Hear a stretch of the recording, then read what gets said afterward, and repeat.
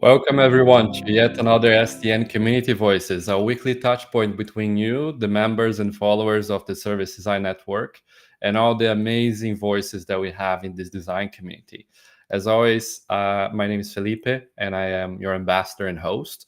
And today I'm very excited to bring somebody from Iran today to talk a little bit with us. Saleh will introduce himself in just a quick second. But before we dive in, just a quick reminder always that you can drop any questions in the chat and we're going to address them in our final Q&A segment. But without going too long on that, let's just bring our guest to the screen. Hey, welcome. Hey, how are you, Felipe? Good, how are you? I'm fine, thank you. Should I go with the introduction? Yeah. Yeah, I'm Saleh, and I'm talking to you from Iran. I'm in the Digargoon's office. Digargoon is our collective, some kind of organization that we work with our friends on service design, and we've worked on service design for more than a decade now, and we have pretty much started the first service design organization in Iran, and we try to experiment with it, mostly with many different companies in different industries, and now I'm here with you. So is there any other question? Was it short? Should I continue? No, I think that's great. I think it's just interesting for me what you said about being the first service design company in Iran. So can you go a little bit more into that? How was kind of the experience? Where did you find about service design? How it was bringing it to your country? I was working with my friends in ID Reporter, a website that was reporting mostly on the events and the knowledge of design in Iran. And we started a few service jams. We started with service jams, and then we went on to hold two national conferences here. One of them, Brigid Mager, came to Iran for the second one, for the second national conference that we held. We had several instances that we worked with foreign companies like Naman, who worked in Iran for a few years. When I held Digargoon, there was not a company working in service design in Iran, but there were people who were experimenting in service design as freelancers, and there were some professors in universities that were talking about service design, mostly on the sustainability and other stuff that they were teaching. There was not a formal course, a syllabus for service design, but there were people talking about it. So I found out about service design in my industrial design Master of Arts, where I was studying in the university, and then I tried to learn it and implement it in Iran. And during that time, I found out many different stuff in service design that we didn't know, and we found out that in our different contexts, there are things that are different from what I was reading Stefan Moritz's dissertation, mostly seeing the first dissertation in English that I could get my hands on to see the process and the different tools of service design, and then different toolkits that I could find on the internet. But little by little, I found out that there are differences in our culture and in the context, mostly because we have I see it now in the philosophical foundation of what is formally accepted in Europe and mainly in West, that we can work with human-centered design. And it is rooted in a philosophy that everything is then created onto that one. But when it comes to another context, that it does not have that kind of philosophical background, and there's another worldview in play. There are different institutions that are working together. It does not quite sit in its place when you are trying to do stuff. When working with Naman, I found out that Naman said we don't work on business models. We don't interfere with what business does and its strategy and its business model and other stuff. But we already knew that many of the companies here are family businesses, and we have to interfere because they don't have the background and the level of maturity that they can work on their business on their own or work in this strategy. But even when we started doing those other things, aside from what we did in service design, we found out that it does not work by itself when we are doing these things. We found out that it seems that we need other institutions and other roles in companies. And one thing in particular, I think there is a role missing in service design that it is missing everywhere in the world. We don't have the role of there's a role in product manager in product teams.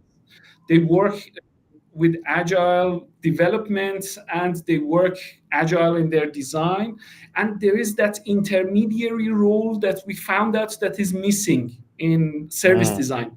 We don't have someone that knows the service operations so well that can put a roadmap and then bring it to life in the real world in the operations, and know the design so well to get something from the design team, translate it to the operations of the service, and give it in a roadmap, give it a shape so that it will get to better levels of maturity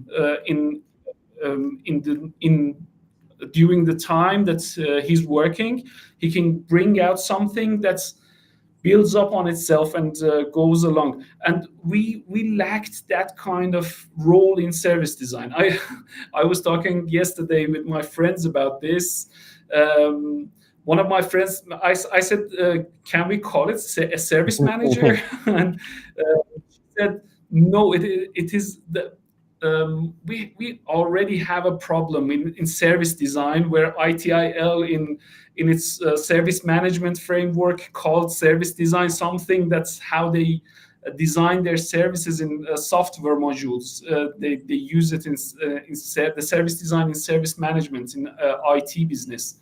I was thinking that maybe it can be named a service excellence manager or something like that. This role that we can put there so that it can help the service designers and the operation managers on the service side to deal with each other and make what we design a reality in the real world. Yeah. So yes, that's part of our experience in this realm. Yeah, I mean, I think this bridge is very important, right? Because if you just kind of create the strategy and processes, but you don't have somebody that bridges that maturity and understanding of how to bring it into the long term, maybe it just starts losing itself. And I think services are very mutable. They're very always changing, always becoming, right? So if you're not there, then it might be that what you get through the time is not really what was the vision. So I think that's such an interesting insight you got there. Yeah, actually, I got the insight from looking to the product managers, and since I was teaching as a research, the user research to some of the UX designers and product designers in some courses, I found out that the team that is shaped over there is a team that works in agile formats to shape something that's it is live and it is living and it is maturing through the time. It is like a newborn. You shape it and then it grows by itself, and you try to make the the space that it can grow better. That's what service designers do. But I found out that we lack some of the roles that are over there in front of our eyes in the product team. But aside from that, I found out that in our complex situation in Iran, we lack some of other things in the context that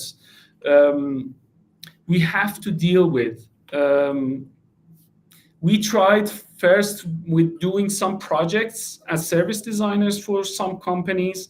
Then we found out that we should service design ourselves. So we changed our services, and we bring about different kind of contract that says we work along with you on your services, mostly positioning ourselves as somebody who not only designs but also looks after the service and researches how the service is going. So this kind of positioning was better for our position in Iran. We were not saying that we design it and hand it over to you, so you would go and do whatever you want with it, which normally didn't work. We said that, okay, we are somebody who looks after your business, your service business. We are there to look after the service and see how it grows, how it shapes itself, what emerges in the context, and what can we design to make it better for the better experience of your customers. So these kind of contracts, long-term contracts, which were yearly contracts that we ran with our clients, worked better with bigger companies that we were working with. And this was an insight for us that they want somebody to look after what they have designed and want to bring it to life. And this is one of those places where we transitioned ourselves from being a service design agency to a transformation agency. We were seeing that we need to do that kind of transformation work in companies. We have to be by their side and help them to bring some of these things to life. And during the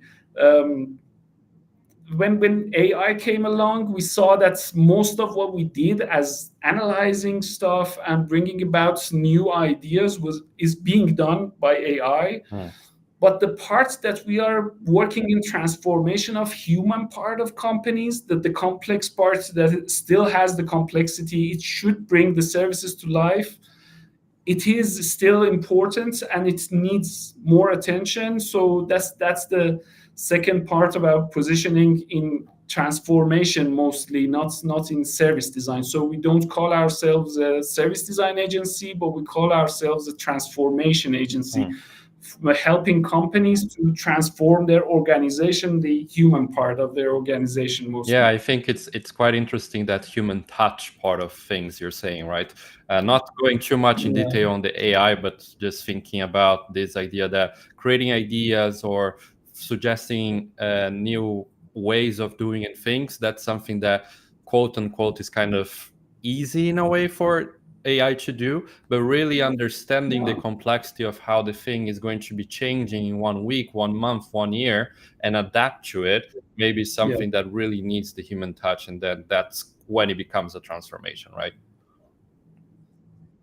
Yeah, that part, and the role still looms large for me, that the role of a service excellence manager, there to find out what's going on, what is emerging in the service, and what can we design to make it better.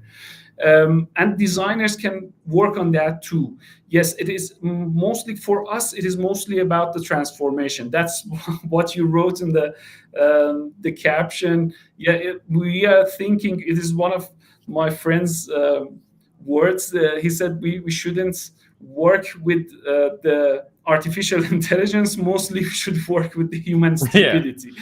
So yeah, that's the contrast. But it is not stupidity, but it is humans being humans, each other, to make something that is meaningful for us, aside from what artificial intelligence can do for us to make these things better.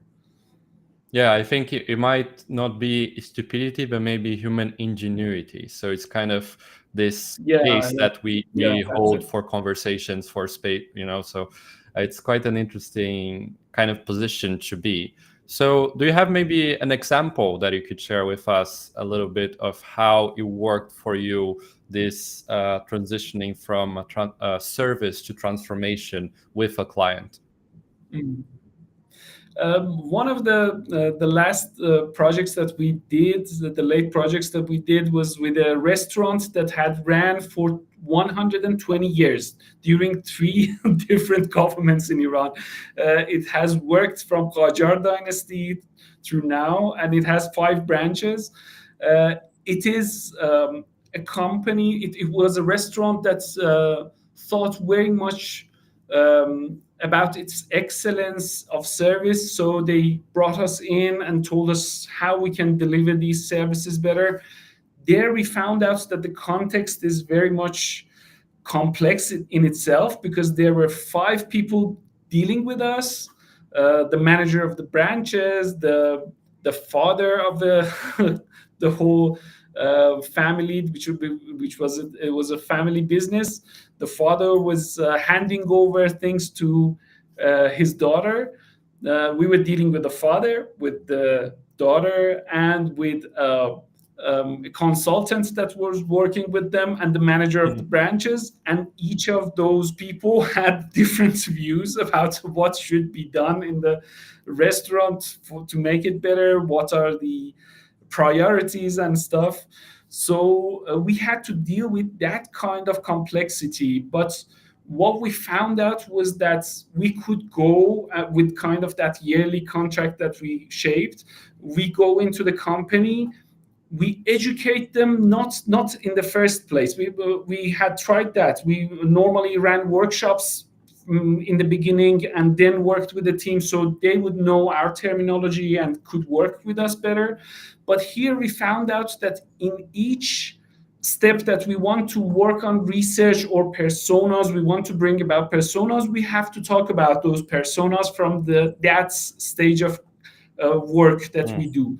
So we gave them an insight about what we are going to bring out and how it is going to affect the business, and we taught them and we worked with them. And it was interesting that after a while, after 6 months, they were asking us to go into meetings that was not service design meetings. They wanted to go and help them decide on other matters in the business. And each one of them, that there were different stakeholders even in the management part. But not only we talk to them, talk to different branches and the manager of those branches, the customers and other people, and they were feeling safe to call us for their meetings and talking with them to solve different problems in that context. We had one the first time we ran those yearly contracts. It was in a big complex that in a shopping center, and they when we worked with them through 3 years. The first year we were mostly working with a project-based setting. So they were giving us projects, we were doing the projects, we were delivering it. And then we found out, when we open up this space, that we are working with you to shape this kind of service and we look after it. There were more safe spaces that they would come to us, even different managers that we hadn't had the privilege to touch during those period the first year. They were coming to us saying, at one point they came to us and said, could you design this booklet that we have for the shopkeepers that over here, they're working here. We have a booklet for them that normally when we sign a contract of renting this place to them, that we give them. So can you design this for us? And it was one of our best projects. We got that. We found out that it is not working. When we asked people, they were not even remembering that when they signed the contract, they got this booklet and never used it. We found out that we can design it so that the parts that should be used daily can be in the shop itself, so it can be in the place in some kind of graphically designed format, so they can use the parts that are about the main owner of the shop, and the others should be separated and given to them in the contracts by the contract. But we separated different parts and designed them to work for that context. This kind of safe spaces to even bring about new projects that we didn't know it was possible to do with our service design team was very much this kind of achievement with this kind of format that we put we ran a contract with our clients. Yeah, it's lovely to hear those kind of ramifications, right? You said like, yeah, we started with the owner, then the daughter, then the manager, and then that other manager came, and it sounds like a whole story on itself. And I think it's the lovely aspect of this more long-term process, right? Of really understanding, and both for you, I think, as a company, understanding better how service design can be used. As you were saying, you didn't expect that some of the things would come out, but also for the customer in the end, also of understanding, oh, they can actually help us with this, and then with that, and then with that, and we can in the end become a much better company after this 1 year, right? Yeah, actually, I was talking to one of the managers of that complex 2 years later, after what we did all those projects and they were applied. He was saying, I don't remember much. I can't explain what you do with the range of the things you did to others, but I remember shadowing very much. They didn't have insight about their personas when we got into contact with the shopping center. We with a team of 5, we shadowed 320 people and just got the whole experience of those people, where they stayed, where they shopped, what they did in that complex. On Figma, we made a big board with all of those details of 320 people walking in, driving in, how they walked in their behavior. We mapped their behavior, and we found out that there are 8 different personas over there, and it at that point it brings an insight to the client that finds out that's human ingenuity. That how do people are using my services? They don't normally have insights, and it even helps them, and it makes them happy to find out which kind of people, how many personas, how do they use my services to get something out of this that we have shaped. So that kind of human touch is very much interesting for us to build up and make those spaces for both client and customer to experience something safe and in that kind of environment that we make. Yeah, that's amazing. But also talking about human touch, I think we already have some questions. So I'll also open now that we get some questions from the audience. But first, I just wanted to thank everybody that's listening to us right now. We have about 35 people right now. Just saying that today is the last episode of this season. So we're going to take a little break in August to try to improve the format. So make sure that we get even more diverse guests, even more interesting topics. So I might pull out a form later on in SDN social media to see what else can I improve. And I always say that this format is really about the people, about our guests, about the people that are watching us. But without going too much into that, let's go into some questions. So we have quite a couple here. Let's go in order. So we have one from Belina saying, great to see you, great insights. What does the name Digargoon mean? Yeah, the name, it means difference in Farsi, but it has a sense of transformation, transformed difference. So it is some kind of transformation. And Belina is my teacher. I had 2 courses on complexity and systems design with Belina, and complexity and comedy also. Nice. Then we have one, sometimes it bugs, so it's showing LinkedIn user, but just give me a second to see who was. Layli asking, thank you for event. I am curious that once you said service design is ... how would you complete that sentence today? For me, service design is a chance um, to get into contact with people. I translate design into a creative, critical, and caring communication with reality. That is what I call design. How I describe design to others. That is a critical, creative, and caring communication with reality.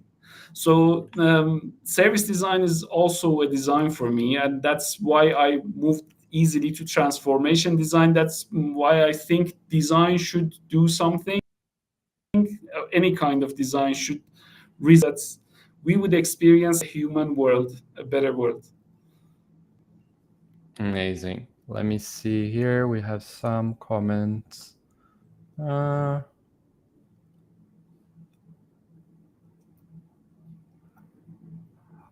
Not so much of a question, but kind of a statement of Belina saying that the how is part of the what. What do you think about that?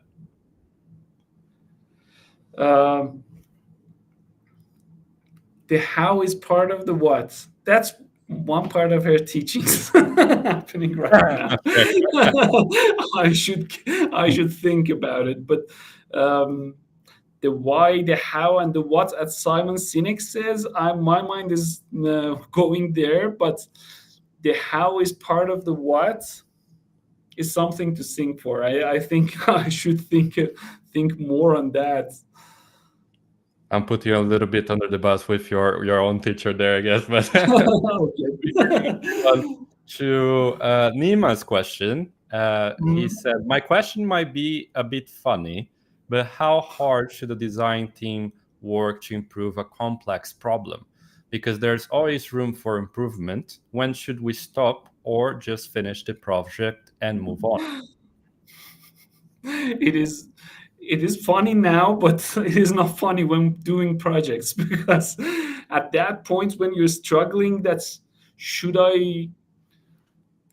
was there something that I could do more so that this thing could be better, the outcome could be better? Yes, there's no end to that. That's where the design manager comes about. The person that has to decide how much should we work on this project, and what the tasks are, and how should we do them so that we can get to an outcome which is real and which is in time. The problem with design teams is that I tell my friends and colleagues here that we should run as fast as the business is running.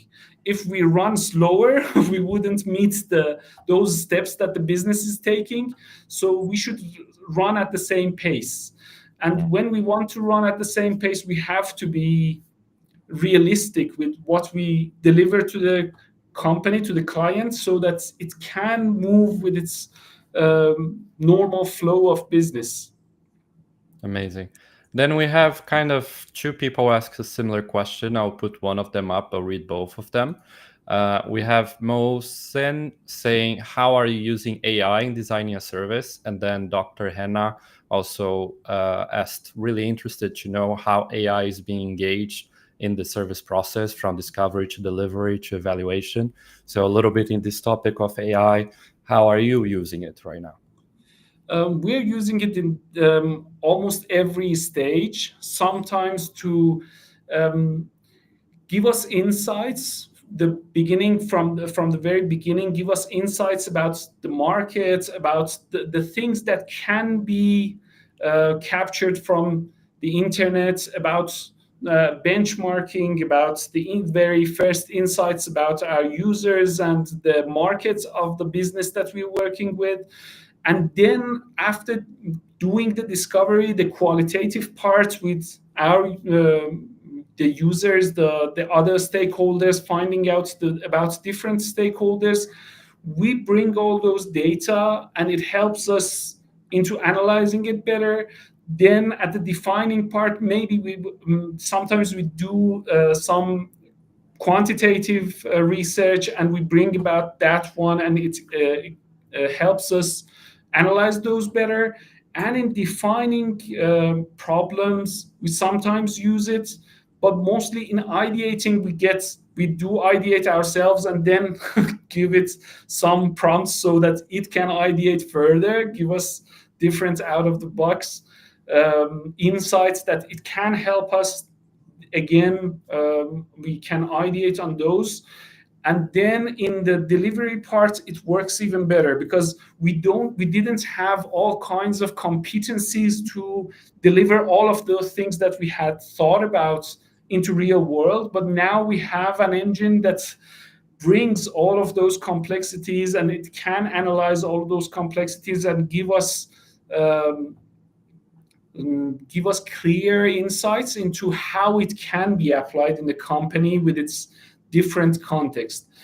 Still, we have problem with the privacy and the different ethical. Is it ethical to put all of those data into some kind of not temporary chat? Could we put all of those data of our clients over there and keep it in its memory, or we are still erasing it from memory normally and then putting it together if we want another answer? We still struggle with that, but we are using it in different stages of our process. Yeah, it's definitely, I think, a new frontier that we're all exploring a little bit together and understanding how we can use it. But with that, we're also coming to the end of our time together. So I thank you so much for all your insights and your time with us. Thank you. It was my pleasure. And to everybody that joined us online, that asked any questions or just tuned in, thank you very much. As I always say, this format really works because of the people watching, the guests coming. So it's about the people, about the voices that we have in the design community. As I mentioned, this is the last episode of this season. So we're coming back in September, hopefully with a much stronger and better format. I'm going to do some work now in August to try to achieve that. And with that, just a quick reminder to come here on the link tree, to follow us on our social medias, to get any new insights from the community voices, but also all the amazing projects that are happening in the Service Design Network. So thank you so much, and hope to see you again in September. Bye.